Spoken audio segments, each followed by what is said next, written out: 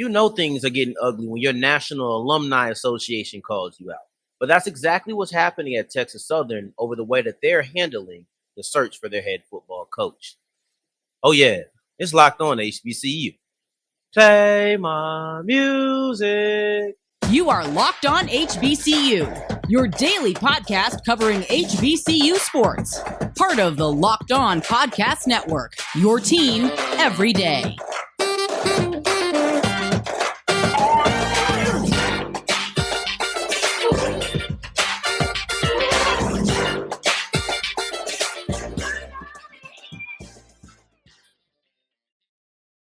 What's going on, family? Welcome back to another episode of the Locked On HBCU podcast, your number one daily one-stop shop for everything HBCU athletics. Monday through Friday, part of the Locked On Podcast Network, your team every day.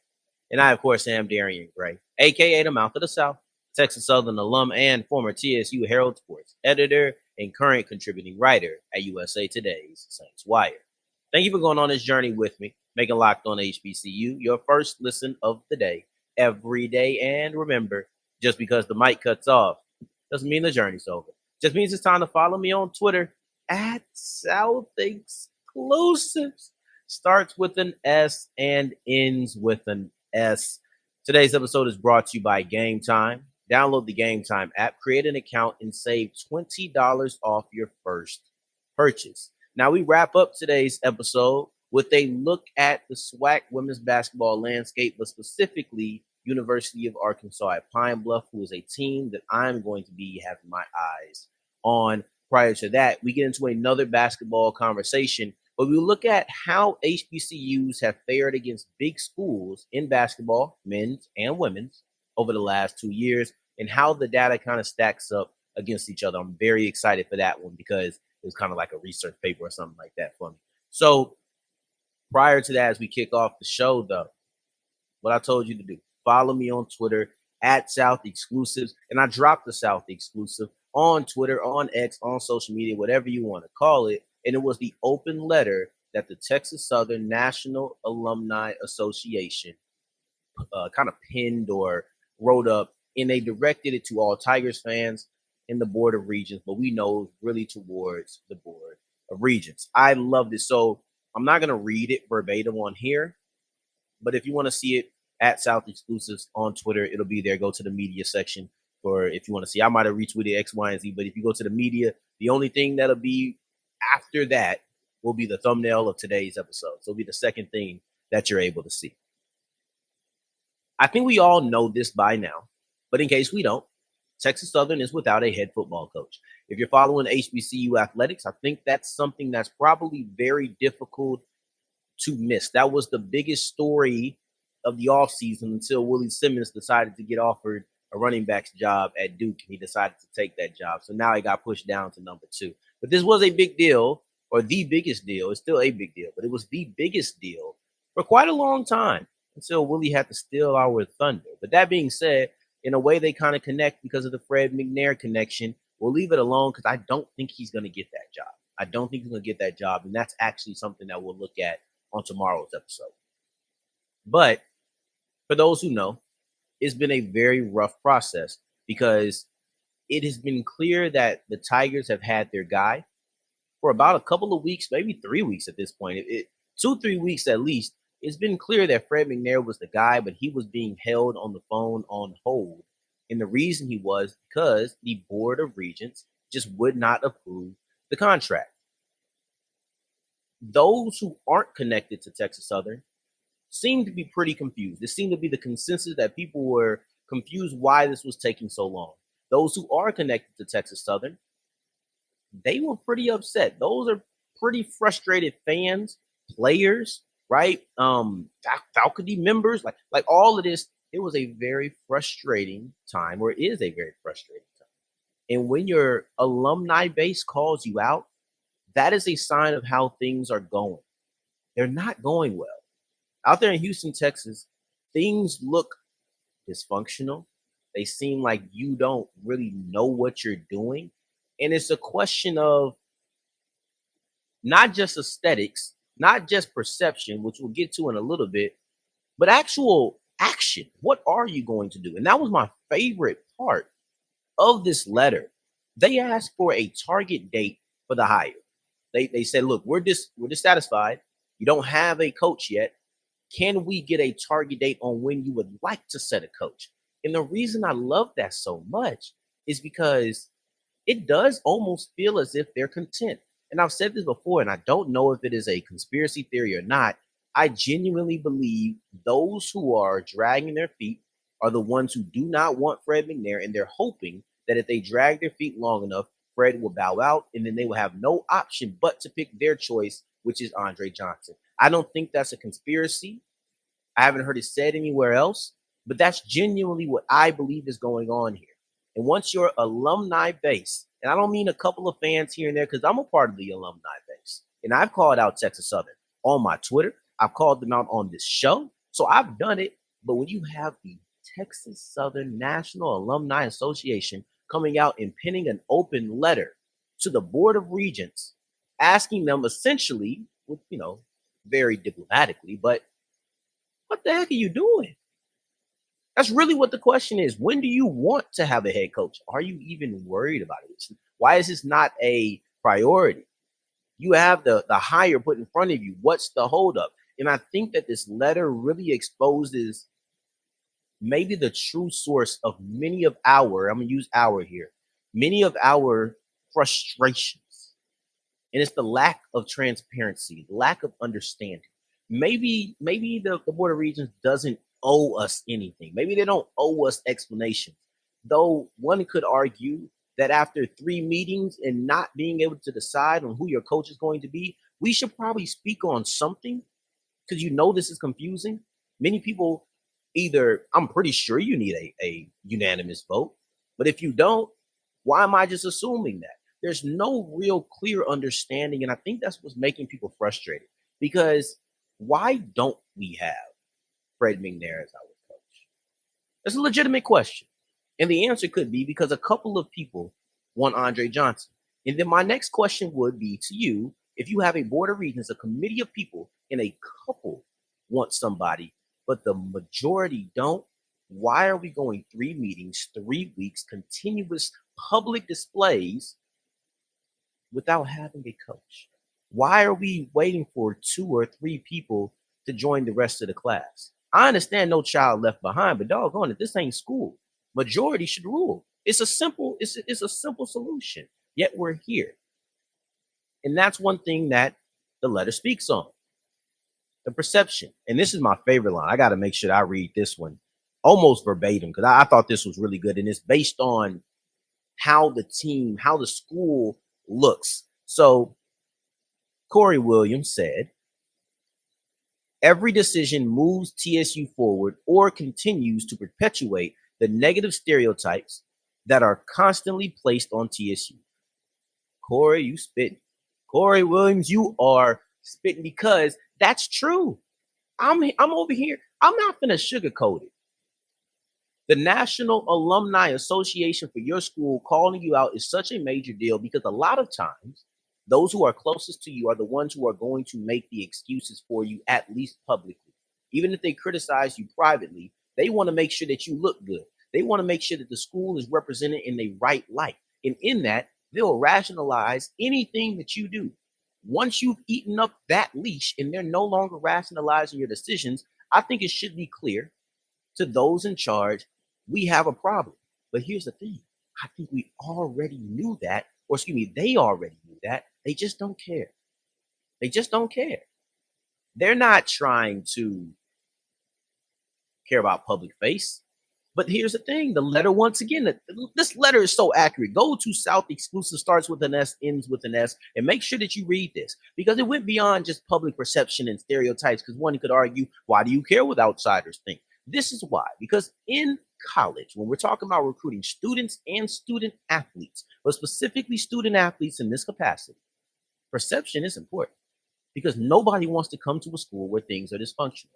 You won't be able to get the optimal. You won't be able to get the most out of you. Are in Houston, Texas. You won't be able to get the most out of your strong recruiting soil, because you look like you don't know what you're doing. It's not just about people on Twitter saying you don't know what you're doing. It's not just about the mouth of the South saying you don't know what you're doing. I already went to the school. You already recruited me. You brought me in probably the 2014 preview day. That's when you hooked me. But these student athletes are looking at this coaching search. The student athletes that are on the team are looking at this coaching search. Their question is, should I even stay here with all of the uncertainty, with all of the dysfunction, all of the disarray? Should I stay here? And if I was a parent to any of those kids, it would be a tough conversation to have if they wanted to leave because of this, for me to tell them that they should. It would be. And I can tell you for a fact that players are frustrated. Now, as we move forward, let's get off of this. Let's move into basketball. Because it's basketball season, we want to have more basketball topics, but we're getting out of the out-of-conference season and heading into SWAC and MEAC play. I wanted to do a little bit of a study to see, were HBCUs more successful against big schools in basketball this year than they were last year? Because it kind of felt like they were, but do the numbers actually back that up? We'll see as we continue with Locked On HBCU. Today's episode is brought to you by Gametime, and Gametime is the place for all of your last-minute tickets. In about a week and a half, I will be in American Airlines Center. I'll be there watching the Dallas Mavericks versus my New Orleans Pelicans. Me and my father have a little bit of a wager thinking that, but this ain't even about that right now. We'll get into that afterwards when we look at FanDuel. When I'm looking at Gametime, they're perfect for, hey, this event is next week. This event is tomorrow.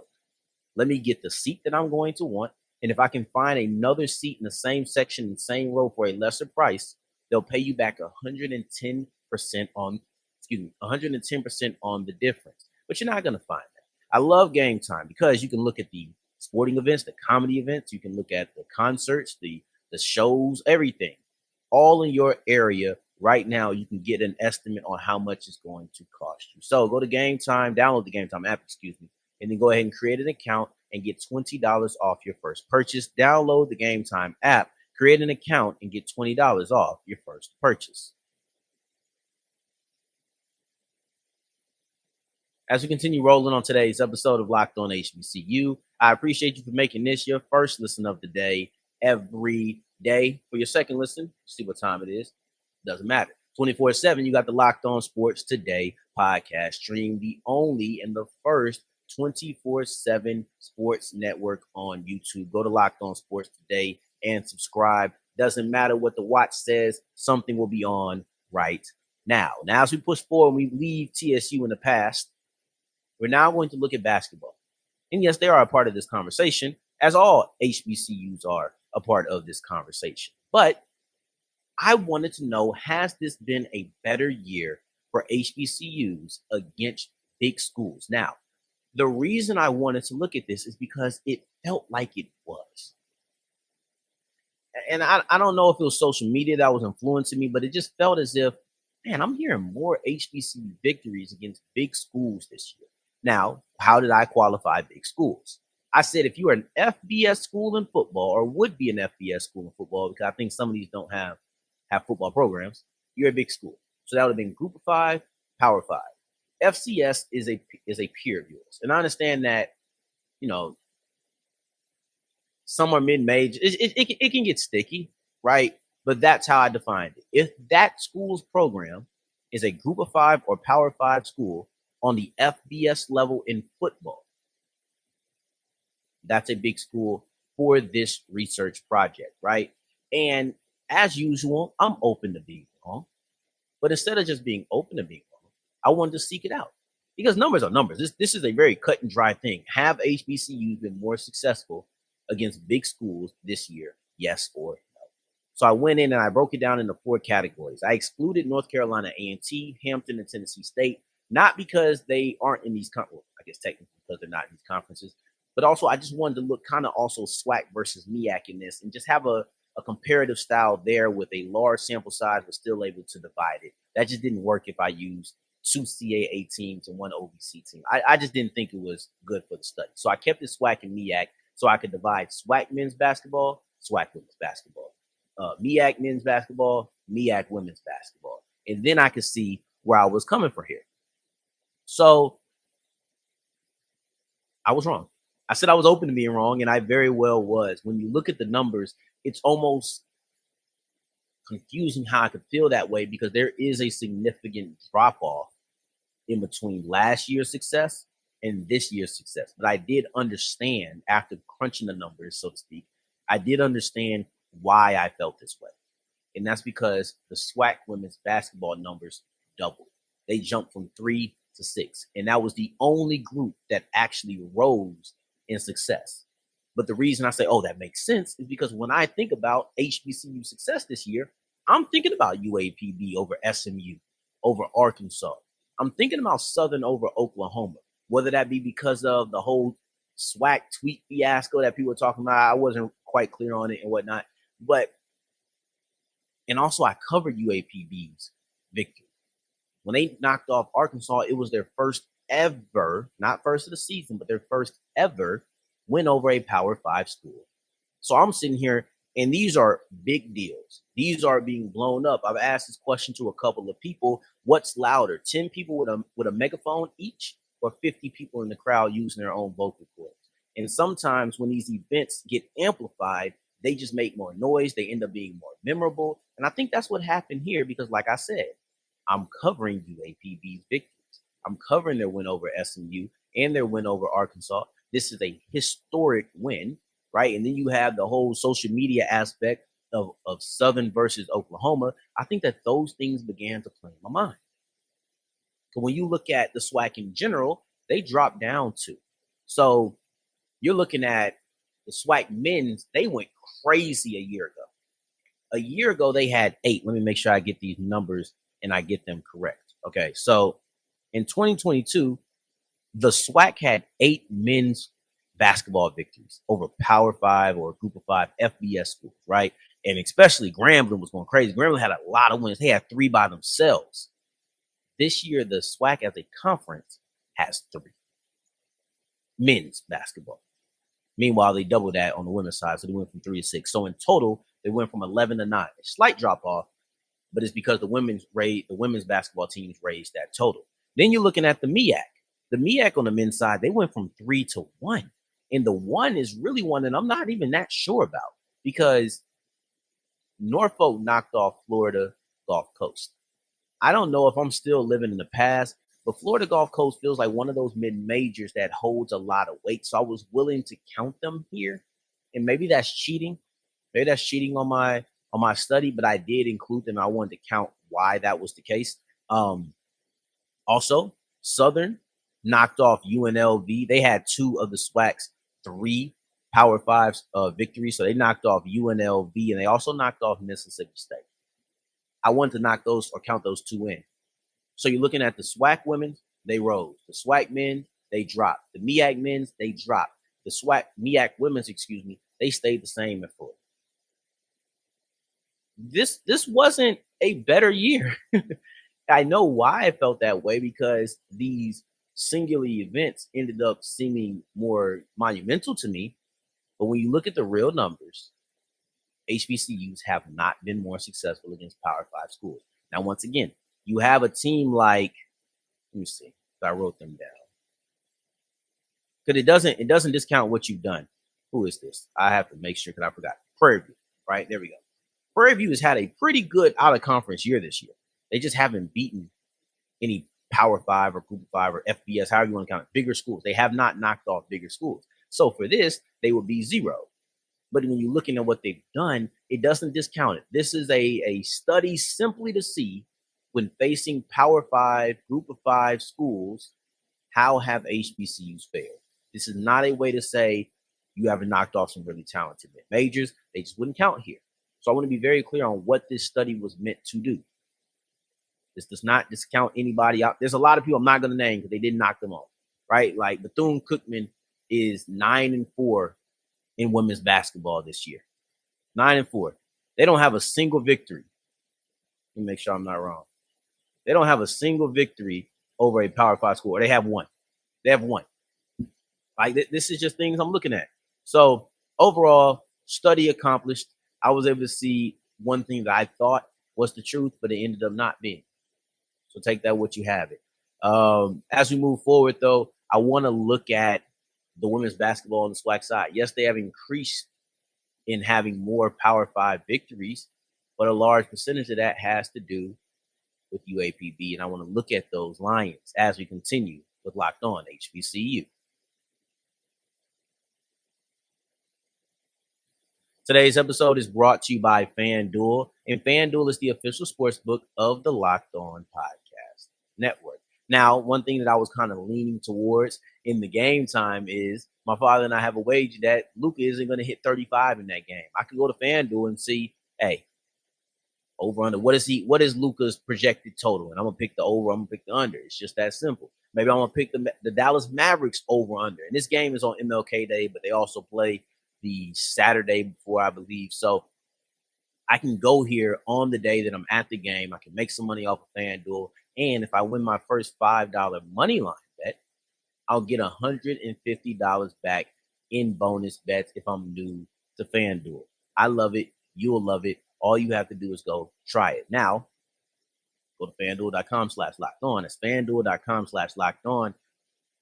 And then you actually win your first $5 money line bet and get $150 back in bonus bets. You can put money down on football, basketball. College has bowl games every single day. The playoffs are nearing. The NBA season is really just kicking into gear. There's so many reasons to go to FanDuel.com/lockedon. That's FanDuel.com/lockedon.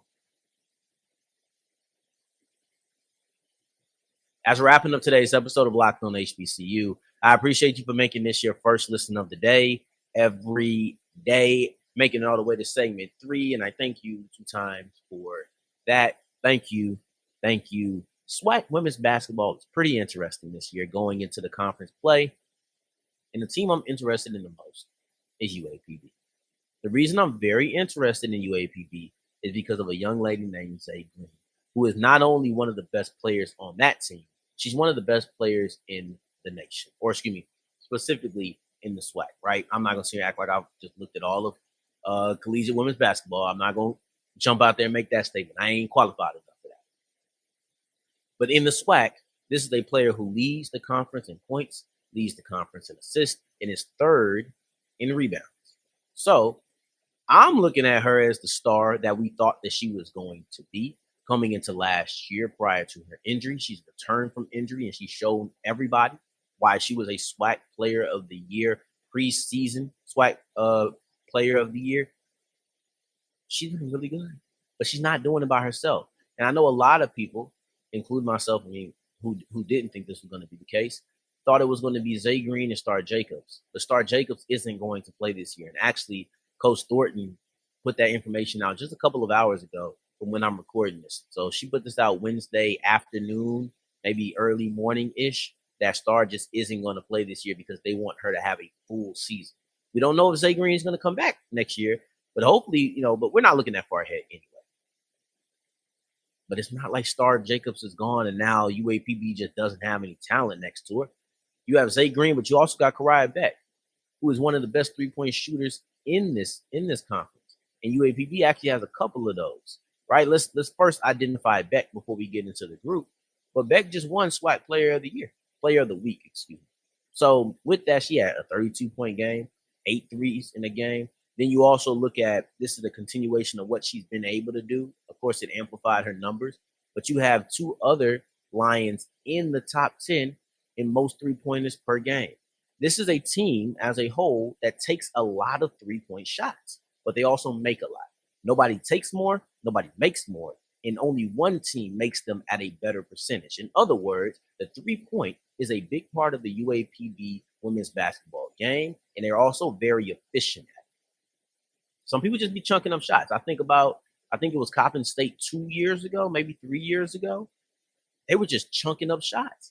They shot so many threes, but they didn't make a lot of them. They just shot a bunch of threes. And, they live by the 3, die by the 3. And a lot of times they live with it. A lot of times they died by it. But when you look at UAPB, a lot of times they can live by that when you look at how well they've been shooting. And I'm looking at them specifically because I want to know who's going to knock off Jackson State. And I understand. Jackson State didn't even win the conference last year. Technically, in the tournament, they lost in the finale by 1 point to Southern. Jackson State, to me, was the best team in that conference last year. They won the regular season title. No, that is not more important than the tournament title, but they also had a 5-game lead on the next closest team. They were the best team. I still consider them that. I don't consider them champions, no, but I do consider them the best team. And I'm looking for somebody who would truly dethrone them. Somebody who can either eclipse them in the regular season or maybe have it close during the regular season and eclipse them in the tournament. If Southern was, let's see, because Jackson State was 17-1. If Southern was 15-3, and then they ended up winning the conference title, I would say they were the best team. But Southern was 12-6. It was just a far gap. I'm looking for somebody to close that regular season gap and equate that into tournament success.